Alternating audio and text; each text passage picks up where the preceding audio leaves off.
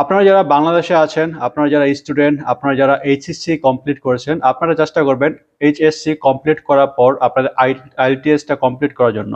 আপনারা যদি আইএলটিএসটা কমপ্লিট করতে পারেন, সেক্ষেত্রে আপনারা অনেকটা এগিয়ে যাবেন বিদেশে আসার পর আপনাদের কাজের ক্ষেত্রে। কারণ হচ্ছে আপনার যদি আইএলটিএস করা থাকে, যদি আপনার ইংলিশে যদি আপনার ভালো এক্সপিরিয়েন্স থাকলে, আপনি যদি ইংলিশে কমিউনিকেট করতে পারেন, সেক্ষেত্রে আপনি আপনার কাজগুলো খুব সহজেই আপনি আয়ত্তে আনতে পারবেন। আপনি সবার সাথে যোগাযোগ করতে পারবেন, সবার সাথে কমিউনিকেশন করতে পারবেন।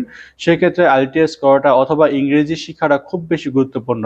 তাই বিদেশে আসার পূর্বে চেষ্টা করবেন আপনারা আইএলটিএসটা কমপ্লিট করার জন্য, ইংরেজি জানার জন্য।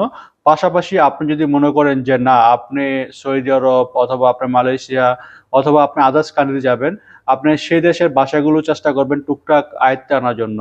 আর ইংরেজির আইএলটিএস এই কারণে বেশি জরুরি, কারণ হচ্ছে ইংরেজি হচ্ছে ইন্টারন্যাশনাল ল্যাঙ্গুয়েজ। আপনি পৃথিবীর যে কোনো দেশে যাবেন, আপনারা ইংলিশটা সেখানে থাকেই, সেখানে পারে এবং তারা জানেই, কম বেশি সবাই জানে।